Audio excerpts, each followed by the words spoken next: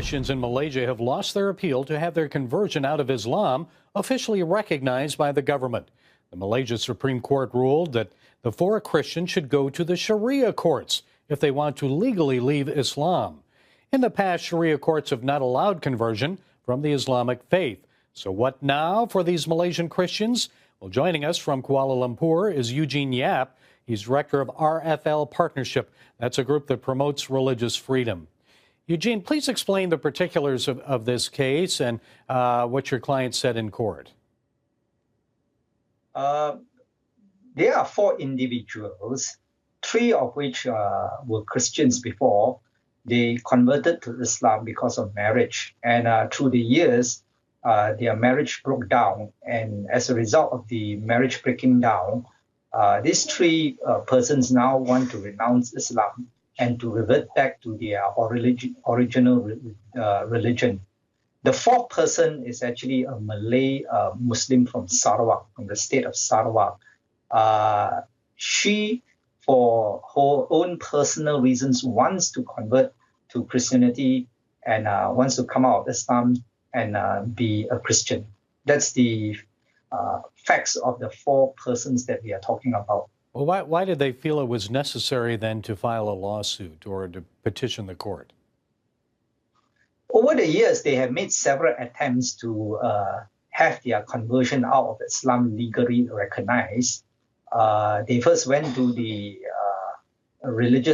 Islamic religious department to have their conversion recognized, and they were not given any answers.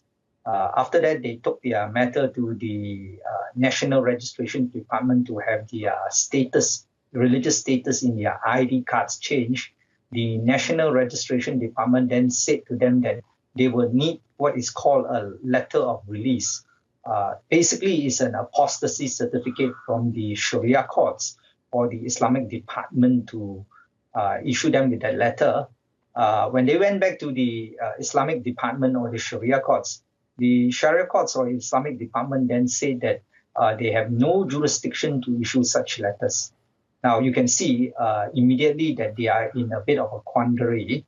They go to the National Registration Department. The National Registration Department goes to the Sharia courts. The Sharia court says that we have no jurisdiction.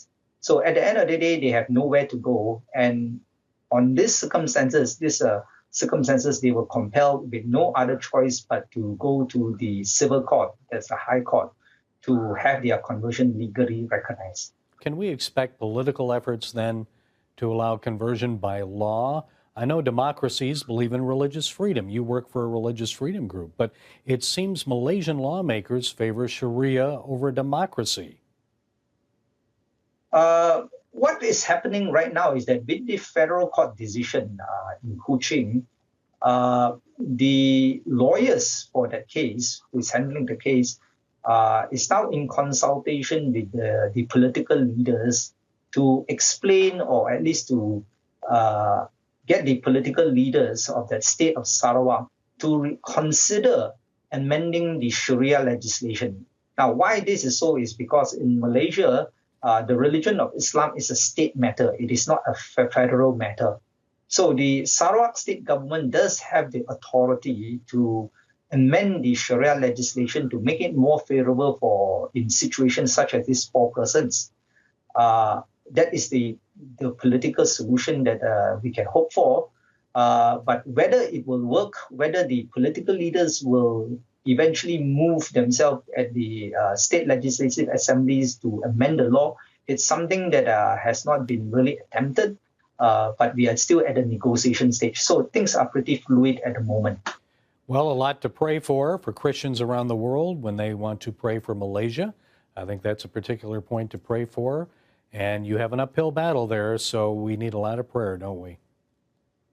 Yes, please. Please remember Malaysia. At the surface and at the front of it, it would appear that Malaysia is a moderate Muslim country.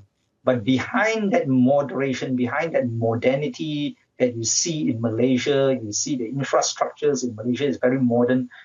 We are having challenges, particularly in relation to the situation such as these four persons. And the constant battle between the jurisdiction of the civil courts, the Sharia courts, the question of freedom of religion, and is freedom of religion subject to the dictates of Islam and the will of Islam? These are issues that we are constantly facing. And right now, these are the discourse that's happening in Malaysia. So we would appreciate much prayer from the global Christian community. Certainly in the days to come, the question of freedom of religion will become a very important issue, and something that will eventually impinge on how moderate and how democratic Malaysia would be.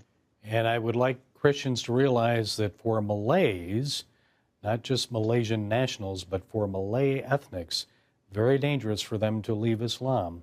They're still not accepted in that country. And I appreciate the work you're doing, Eugene Yap, in Malaysia. Thank you for staying up late and providing us with your insights today. Thank you. A recent court ruling in Malaysia is seen as good news for religious freedom there. The decision allows a Muslim man to officially change his religion to Christianity. Malaysia is a mostly Muslim nation where Christians are oppressed and persecuted. And joining us now is David Curry, CEO of Open Doors USA, a ministry that serves the persecuted church. Welcome, David. Thank you very much for having me. Can you tell us what's been the Malaysian church's reaction to this decision? Well, I think people are cautiously optimistic about this ruling. In this case, we have a man, Rooney, who was born into a Christian family. His family then became Muslims, and he was registered as a child as a Muslim then after that conversion. Now, what he's asked to do is to be able to decide for himself what his faith is. He became a Christian in 1999, and this court ruling sets a good precedent, we think, although we need to be cautious because it may be challenged in the court.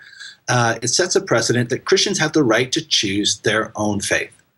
Will so-called apostates who have left Islam still be at risk from attacks by Muslim vigilante groups?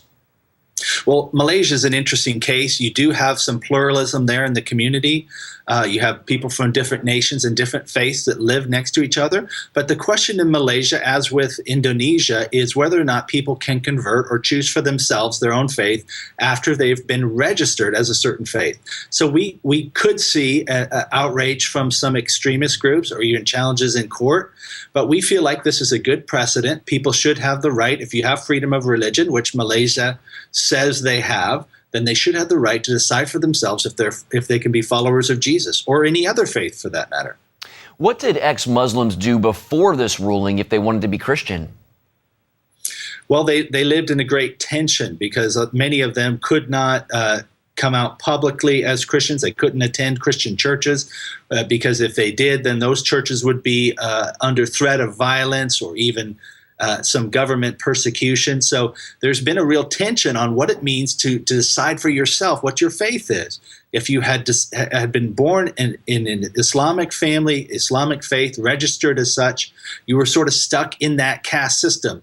What this does is open the possibility. Can people decide for themselves what their faith is? So in the past, it's been very dangerous to be a Christian in Malaysia. Absolutely. And not just from Islamic extremist groups, although that is a small portion of the community, but also from the national registration and from the government rules, which can really hem in and make it difficult for a person to decide for themselves what they believe. Does this recent court ruling mean Islam in Malaysia is more moderate, David? You have moderate forces in Malaysia that are part of the government there, part of the community, certainly. I don't think we can read too much into this except to say you had a just ruling by the court that this person as an adult should have the ability to choose for themselves what they are as far as their faith identification. Now, it's going to be challenged likely by Islamic groups. It could be, certainly, and you could have even the National Registry challenging it. So we'll see what happens, but for now, we take it as a good sign. I'd like to see this happen in other Islamic countries like Indonesia and some others within the region. Okay, David Curry, the CEO of Open Doors USA. Thanks for joining us, David. Thank you.